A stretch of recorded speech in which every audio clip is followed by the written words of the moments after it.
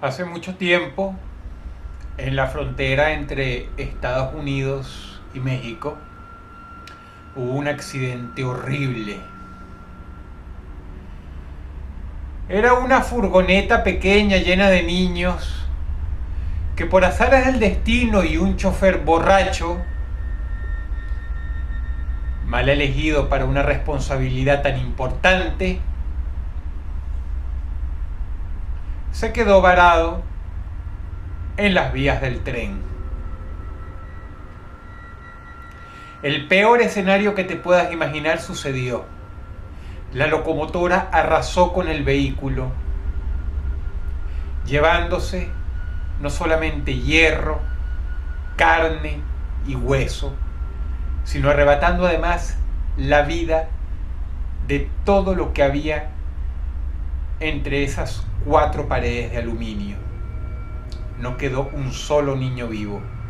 Y aunque interese mucho menos la vida del borrachito chofer, también se esfumó, como cuando uno sopla cenizas. El siniestro se convirtió con el pasar de los años en una leyenda urbana. La gente decía que justo al pasar por ese punto, por ese lugar en el que sucedió este hecho, se podían escuchar voces suaves que las traía el viento de repente, voces de niños. Es así como 2 hermanos mexicanos toman su camioneta y, llevados por la curiosidad y con sendas linternas, puesto que es el medio de la nada, en una frontera hostil y desértica, se van, indicados por un mapa y por la experiencia recopilada con el pasar de mucho tiempo y de mucha gente hablando de este hecho, justo al lugar donde ocurrió el incidente. ¿Cómo se dan cuenta si las vías del tren son tan amplias y se pierden en el horizonte? Simple, porque los padres de los chicos colocaron un memorial muy pequeño y muy humilde, como los que a veces uno se encuentra en las vías desoladas, unas cruces clavadas a los lados de las vías del tren, pero muy pequeñas, muy apocadas.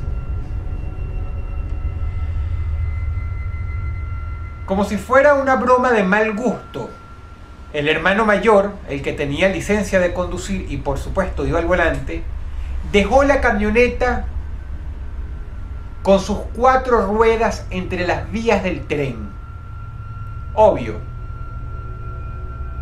Él sabía que nada iba a pasar porque no se escuchaba un tren, y aparte él no estaba borracho, ni su hermano tampoco. Si escuchaba la locomotora a la distancia, él podía bien coger las llaves y acelerar inmediatamente.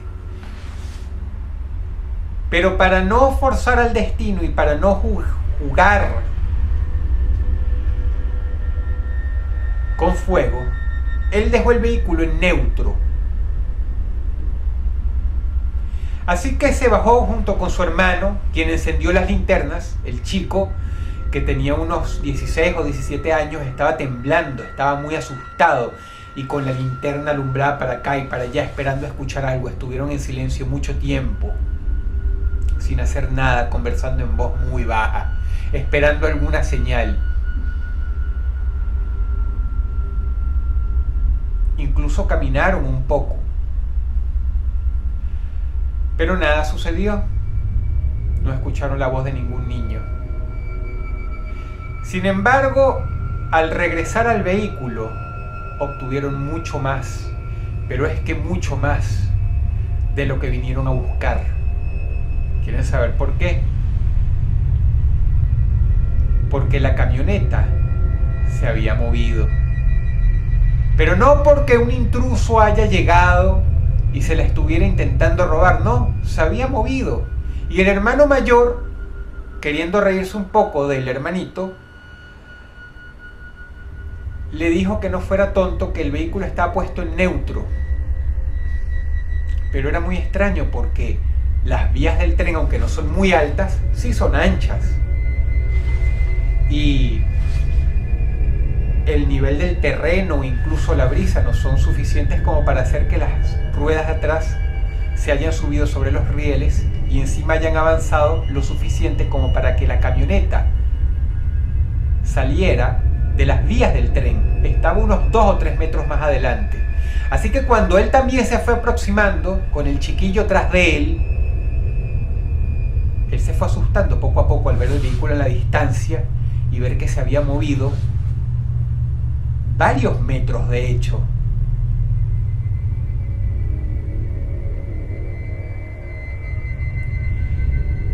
El desierto tiene mucha brisa, ¿saben? Y la brisa trae polvo. Los dos hermanos se horrorizaron mucho y tuvieron ganas de llorar incluso, cuando se dieron cuenta que en la parte trasera de la camioneta habían huellas de manos muy pequeñas, huellas de manos puestas así,